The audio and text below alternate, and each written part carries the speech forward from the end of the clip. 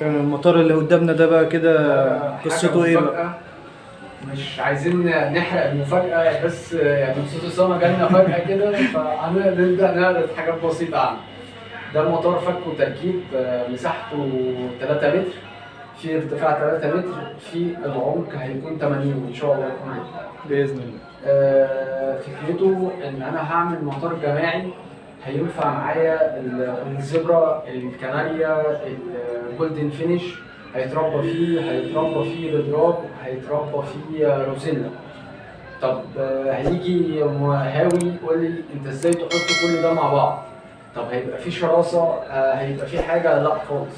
هو يعني صاحبه عامله في كمطار عنده، بس نظام الخشب والكلام ده كله والحاجات اللي هي بتاعت زمان، فهو حاول يطور من مزرعته. الحاجات دي كده كانت متربيه مع بعضها اصلا. فك وتركيب، فبدا ان هو يعمل شغل فك وتركيب بالسيستم. وطبعا في تفاصيل كتيره من جوه لما يتقفل خالص هنبدا نشرحها لكم ونوصل لكم كل فكره فيه باذن الله. كده هنعرض لهم كمان شويه وهو جاهز باذن الله بعد ما يخلص ان شاء الله. كتيره جدا هنبدا نشتغل عليها. كان في حامل اكلات جوه، ده منفصل خالص، مش حاطين في الاكلات مثلا زي الاكلات الاستانلس، لا ده جايبين لهم اكلات بنظام معين عشان خاطر ان هم ما يهدروش في الاكل، نقدر يوفر في الاكل بقدر الشكل اللي ممكن. ايه تاني؟ العشوش داخليه مش خارجيه، بيتركب فيه حوالي اكتر من 20 عش للجرام والروزيلا. بالنسبه للكناريا متركب فيه حوالي 35 عش محطوطين فيه، بيبقى ليهم مكان معين وسيستم معين. هتشوفوا كل ده امتى؟ بعد ما نخلص الشغل خالص ونقفله. لا احنا مش هنشوفها، احنا هنشوفه دلوقتي ثانيه واحده ونشوف.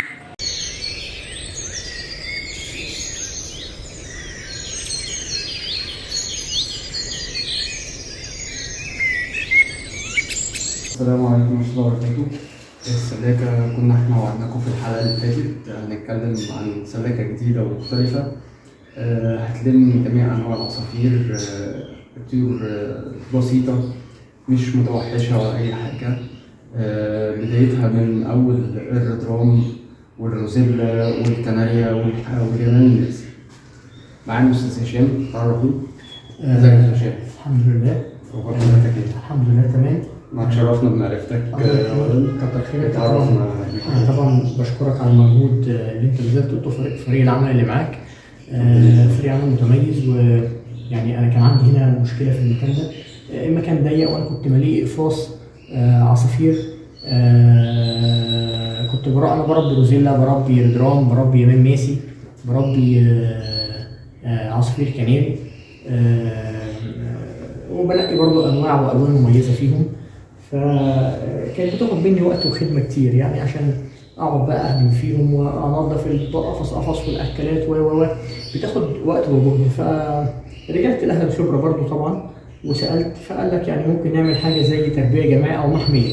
وانا في الغرض الاساسي مش بهدف الى ان انا ابقى منتج او حاجه، يعني على قد ما انا راجل غاوي عايز اشوف قدامي يعني الطير بتاعي مرتاح ومبسوط وياخد راحته في الحركه. تمام. فدي كانت المنطلق اللي بدات منه، ان انا افكر ان انا اعمل حاجه سلاكه. طبعا هي مكان هنا مؤقت، المكان عندي ضيق، بس هي مكان هنا مؤقت لحد ما هنشوف لها مكان تاني اوديها فيه، بجهزه لحد الفتره الحاليه يعني، فده مكان مؤقت. طبعا انا كان ليا في المكان ده متطلبات معينه. المتطلبات دي انا نقلت الصوره للمهندس محمد، وهو مشكورا يعني تولى صياغه الافكار والترتيب لها وتقسيمها واجراء الحسابات لحد ما خرجنا بالسلاكه دي، او انا هسميها الاختراع، عشان هي حاجه متفصله كل تفصيله فيها وليها ميزه معينه وليها غرض وليها مغزى، يعني مش معموله اعتباطا، كل حاجه ليها غرض وفكره معينه من وراها. فانا حابب المهندس محمد بقى يتكلم كده عمل ايه، وانا معاه برضو ايد مع ايد كده نساعد بعض في الافكار اللي اترصت قدامنا في الاختراع ده. انا اسميه الاختراع. هنبدا اولا بقصه العشوش دي، كلها بوابات، ادي 1 2 3 4 5. هيتحط نظام العش زي كده، بيكون العيش يمين وشمال. ده نظام العيش. عيش يمين اهو وعيش شمال. وعيش شمال. يبقى فتح الباب كده. وادي القرمة بتاعته من جوه.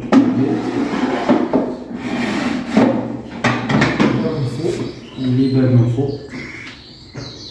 بص طبعا خامة متكلفة ومخدومة بما يرضي الله، مش عاملين أي حاجة عشوائية وخالص. طبعا ده تصميم أستاذ هشام مش شرعي خالص، بس هو يعني ليه جزيل الشكر إن هو بيصمم حاجات تفيد الطير بزيادة. وده العيش التاني. ده العيش التاني.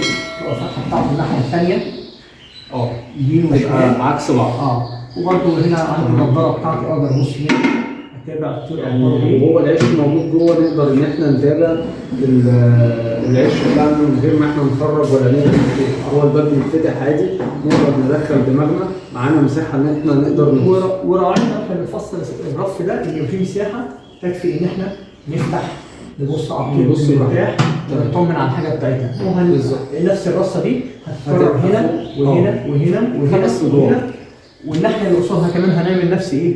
الفكرة كده. إحنا قلنا نستفيد بالجناب إن إحنا نحط العيش على الجناب. على الجناب. تعالوا معانا واحدة نبص عليها. ادي هنا في باب مروحة. ده باب مروحة هنستغله ان احنا مثلا نحط الخضار الفاكهة. ممكن اعملها في وقت ما مغاطس في الحر في الصيف، اعملها مغاطس للبغبغانات تستحمى فيها هي والعصافير. احط لها فيها ميه اخلي التفاح كده يستحمى فيها. يعني ليها كذا استخدام. ممكن احط فيها سنابل الدخن عشان يعني مكان حر ويقدروا يتحركوا فيه. تمام. ودي عملنا 8 اطباق من دي.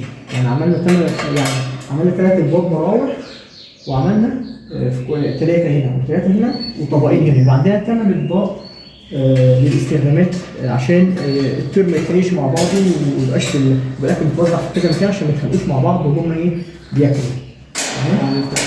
ده باب الخدمه الرئيسي. باب الخدمه الرئيسي طبعا هو كده كده عندنا باب سيفتي امان، فمفيش طير هيطير معانا ولا يخرج بره. وراعي برضه ارضيه صيف، ارضيه نقدر نقف عليها عادي جدا من غير يعني تحمل اي وزن معانا. عجل على عجل، وعاملين عجل من تحت فرامل، عاملين اعصاب ليها ماسكه عصب للارضيه بحيث ان احنا نقدر نخش نخدم براحتنا عادي.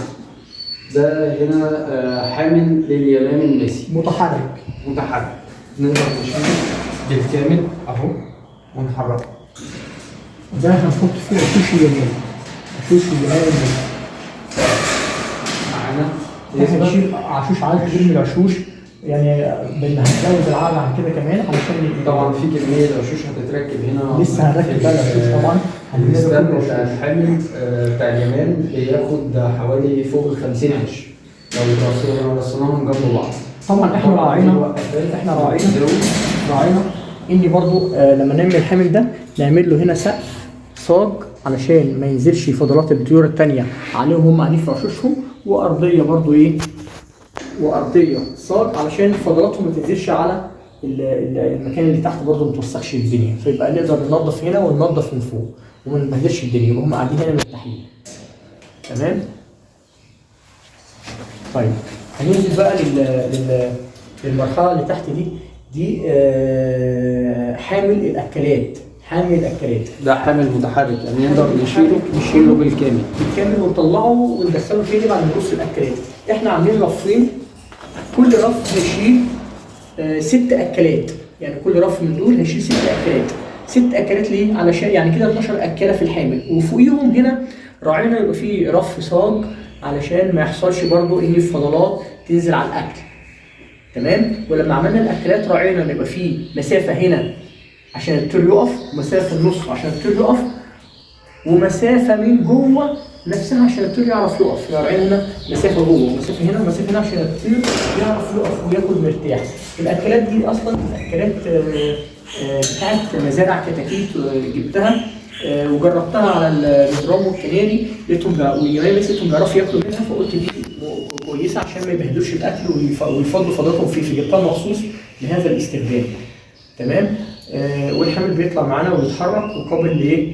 للحركه الحريه.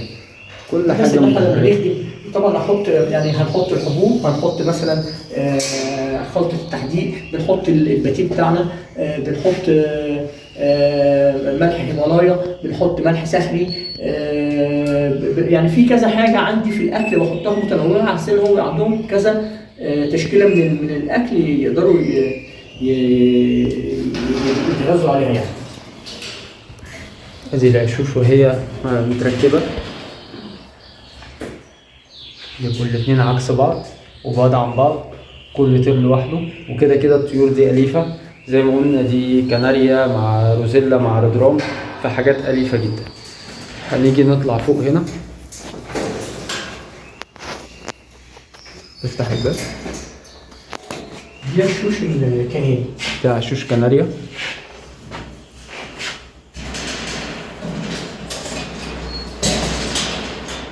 دي عشوش الكناريا احنا بقى راعينا فيها فكره. طبعا انا كنت قلقان، طبعا انا كان عندي قلق على الكناريا ان الريدرام او الروزيلا تهاجم عشوشها.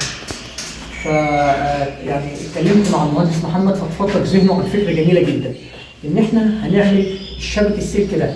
الشبك ده يعدي الكناري يخش في العش، يخلي الكناري يخش في العش ويطلع بحريه، سلك واسع. تمام؟ كناريا يخش من جوه من هنا. دي العشوش الكناري الايطالي، دي العشوش الكناري الايطالي انا جايبها مخصوص للطير بتاعي. الكناري يقدر بحريه يخش من السلك ده، يقعد في عشه ويأكل فراخه وبعد كده يطلع بره. يجي الريدرام او الروزيلا يخش ما يعرفش. فعشان كده كانت فكره جميله. طب احنا العشوش دي نخدمها منين؟ عملنا في الظهر العشوش دي ابواب فوق صغيره، 4 أبواب، 4 ظرف. الأربع ظرف دول يسمحوا لي إن أنا أقدر أخدم العشوش دي من ورا، لأن العشوش دي أصلا فتحاتها من ورا، يعني بتفتح بباب بلاستيك من ورا، فعشان أقدر أخدم العشوش دي وأبص جواها وأنضفها وأشوف الفراخ أخبارها إيه وأشوف بيض مخصب ولا لأ. فدي كانت فكرة جميلة من المهندس محمد، إن إحنا نعلق السلك ده وتبقى جواه العشوش ووراه ابواب قافله على العشوش. افتح كده اي عش، باب عش، افتح كده اي باب عش، ايوه اهو بيتخدم من هنا عش الكناري، والفتحه بتاعته من قدام العصفور يخش ويتحرك من قدام، ومن ورا يبقى باب الخدمه. ده هنا كده بنقدر نخدمه اكتر من العشوش طبعا لسه هنرصها، بس لسه بقى هغسلها، هحتاج اغسل عشوش المكان اللي راكبه على الفاصل القديم، هغسلها واطهرها واعقمها واركبها هم دي كلها ان شاء الله عشوش باذن الله تعالى. تمام.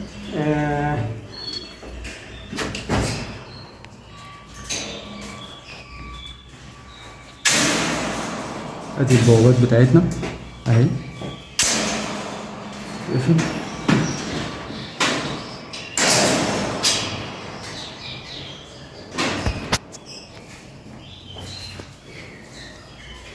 طبعا كل تفصيله الحاجات دي كان ليها وراها فكره ووراها مجهود. المقاسات والارتفاعات، احنا عاملين سلاكه ما شاء الله 3 متر 3 متر ارتفاع في 3 متر عرض في عمق 80، يعني حاجه ما شاء الله، يعني اختراع بجد، يعني بالابواب من هنا، الابواب من الناحيه الثانيه لخدمه العشوش الريدرام وروزيلا، حاجه يعني ما شاء الله فاخره، ويعني اختراع يضاف لرصيد المهندس محمد بيعمل حاجه بالمستوى والحجم والشياكه دي والانجاز ده ما شاء الله. ربنا يبارك يا رب. الله يكرمك. احنا بنصور لكم تصوير دقيق اهو، كل حاجه، كل الرفوف دي هيتحط فيها العشوش.